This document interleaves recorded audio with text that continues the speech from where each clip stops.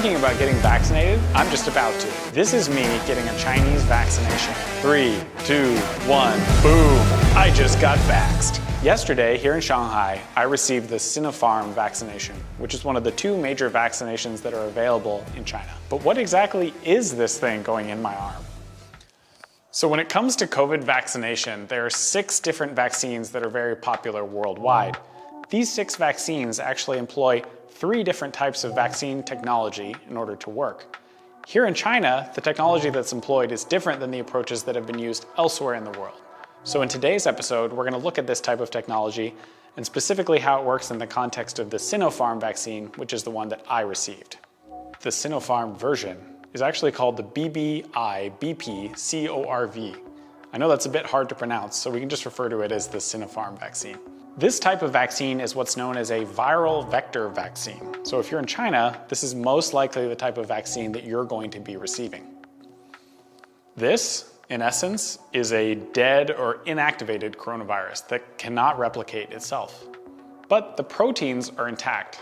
So why is this important? It means your body can produce antibodies but not become infected. Several amazing Chinese researchers at the Beijing Institute obtained 3 variants of the coronavirus from patients in Chinese hospitals. They picked one of the variants because it was able to multiply quickly in monkey kidney cells grown in bioreactor tanks. Thanks, monkeys. Once the researchers produced large stocks of the coronaviruses, they doused them with a chemical called beta-propyolactone. The compound disabled the coronaviruses by bonding to their genes. The inactivated coronaviruses could no longer replicate, but their proteins, including the spike protein, remained intact. Because the coronaviruses in BBI-BP-CORV are inactivated, they can be injected into the body without actually causing COVID-19. So now we have the vaccine, but what actually happens when this vaccine is injected inside of your body? Once injected, the adenovirus vector carries the DNA coding for the spike to host cells, but it doesn't display on its surface. Once a virus infects a host cell, it delivers the DNA to the nucleus. The cell's machinery then expresses the spike using this DNA. Because the virus is replication defective, after the virus infects a cell, no more viruses are produced. So essentially, you're injected with a dead or inactivated coronavirus that still has the spike protein intact, which teaches your body that the next time it encounters that same spike protein to recognize it as an intruder and therefore cause your immune system to prevent you from getting COVID-19. So now we understand how the vaccine works, but how does it work in practice? After I got my vaccine, I decided to ask some of the other foreigners who got vaccinated at the same time about their experience and why they got the vaccine. Hey guys, so we're checking in here from the clinic, and we're in the observation room where after each shot, everybody's here waiting. And I made some friends with some folks who just got the vaccine. So if everyone wants to, you don't have to say your full name, but you maybe just say your first name. So we have Catherine, Grace, and Danielle. Okay, great. And you guys look like you all just got vaccinated, is that right? Yeah, 10 minutes ago. Yeah. And was it painful? No, it wasn't. No? Okay. And what do you think about the vaccine? Do you think it's going to help you, or why did you get it? I think we all pretty much got it because we feel like it's going to open our options a bit more in terms of traveling. Yeah, that's the main hope. Yeah. And would you recommend to other people to get it? If they want to go back to China, Yeah? Yeah. Okay.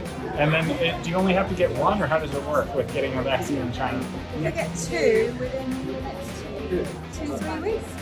Oh, no, weeks. I don't know, a few weeks. Within a few weeks you can open up. And more effective if you have the second dose. Yep. And then the person I just got my vaccine from told me that I'm not allowed to shower for 24 hours. Are you guys going to avoid showers, or what's the... I said I won't get my arm wet. I can't not shower. I'm going to have a shower, yes. You're going to probably have a shower. Okay. I'm glad that we discussed that. All right. Thank you guys so much. Yeah. So what do I personally think as an American citizen about the vaccines that are available here in China? So speaking frankly, I was happy to get the Sinopharm vaccine as opposed to the Sinovac vaccine, just because the data and information that's been published seems to indicate that the Sinopharm vaccine has a slightly higher efficacy rate based on various studies. But I think either one is better than no vaccination whatsoever. So I would say to anyone who's considering getting a vaccine, whichever one you can get, definitely do so. Important to remember as well is that the Sinovac and Sinopharm vaccines are based on sort of an existing technology with many decades, if not maybe more than a century, of pre-existing scientific study. So for instance, if you think about the vaccines for diseases like polio, measles, many others, they're all based on this tried and true inactivated virus technology, which is the same technology that's being used in the Sinovac and Sinopharm vaccines. Another benefit to the Sinovac and Sinopharm vaccines is that they don't need to be stored at these extremely cold temperatures in order to be functional. So if you compare, for instance, to this Pfizer or to the Moderna vaccines, they need to be stored at -20, -50, or even -70 degrees centigrade in order to be preserved so that they can be used effectively. If you compare that, for instance, to the Sinopharm vaccine, it can be refrigerated or kept much closer to room temperature, which means if you think about developing countries or places without access to this cold chain infrastructure, it could be a much better fit for helping people in developing countries and third world countries, people all around the world, sort of democratizing access to a workable, useful vaccine. But again, as an American, I could have gone back. I could have gone to America. I could have gotten the Pfizer vaccine. So why did I choose to get the Sinopharm vaccine?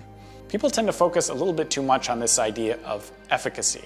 They look at the sky-high numbers from Pfizer at 95% and say, well, this is the best possible option, so you should do whatever you can to get that particular vaccine. But this is actually a little bit of an erroneous conclusion. So there was a video that was produced by Vox that summarizes this idea of efficacy and the efficacy of various vaccine candidates and explains a little bit more about what this truly means and how this should guide your decision-making about which vaccine to get. So let me first play that for you now. The question isn't which vaccine will protect you from any COVID infection, but which one will keep you alive or out of the hospital? Which one will help end the pandemic?